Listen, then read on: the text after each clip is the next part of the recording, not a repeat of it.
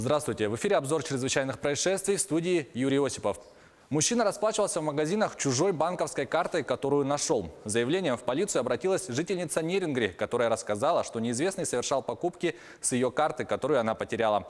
Сотрудники уголовного розыска установили личность подозреваемого. Им оказался 25-летний ранее уже судимый местный житель. Как выяснилось, он нашел карту в одном из магазинов города. Она оказалась оснащена функцией бесконтактной оплаты, и мужчина решил этим воспользоваться. Пользуясь чужой картой, он совершил несколько покупок в разных продуктовых магазинах. В его отношении возбудили уголовное дело за мошенничество. В Усьмайском районе возбудили уголовное дело о даче ложных показаний. Как сообщает прокуратура Якутии, на суде свидетель дал показания о том, что обвиняемая незаконно в жилое помещение не проникала и дверь не взламывала. Однако его показания были полностью опровергнуты. Прокуратура провела проверку по этому факту. Ее материалы были направлены в следственные органы. Полицейские в Якутске установили подозреваемого в ограблении квартиры. Пострадавший мужчина рассказал полицейским, что неизвестный украл из его квартиры электроинструменты. Общая сумма ущерба составила 17 тысяч рублей.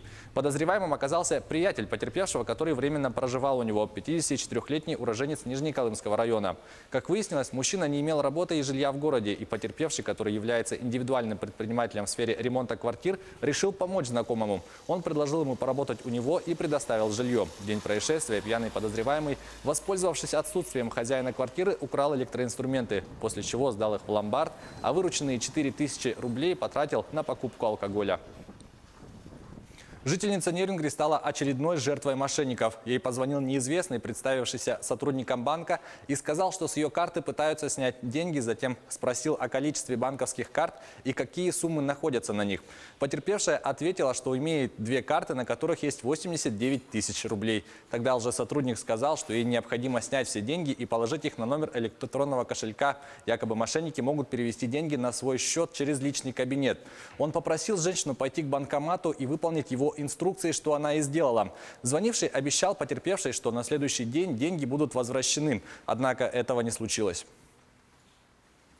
Перейдем к федеральным новостям. Героические действия жителей Иркутска спасли 9-летнюю девочку. Педофил, дважды уже судимый за сексуальные преступления, средь бела дня похитил ребенка, затолкал ее в машину и попытался скрыться. Все это увидел 16-летний подросток. Парень сориентировался, позвал на помощь взрослого, который неподалеку прогревал машину. Вместе они погнались за педофилом, настигли его и перегородили дорогу. Подробности далее. Парень увидел, что мужчина торопится, подталкивает ребенка к машине, но девочка сопротивляется и кричит. Уже на следственном эксперименте задержанный признается. Думал, что ему никто не помешает, но ошибся. Парень увидел взрослого, который неподалеку прогревал машину, подбежал к нему и сообщил о происходящем. На видеокадрах они пытаются остановить автомобиль. Позже выяснится, что мужчина, который тащил девочку в машину, педофил. В итоге мужчина уже на своей машине догнал и перегородил преступнику путь. Тот вывел из автомобиля девочку, но сам успел уехать. Дежурная часть полиции разослала его ориентировку всем нарядам, и через несколько часов подозреваемого задержали. Когда толкали, ребенок сопротивлялся? Ну все равно затолкал. Ну, упирался, да. Посадил в машину, сел сюда сам.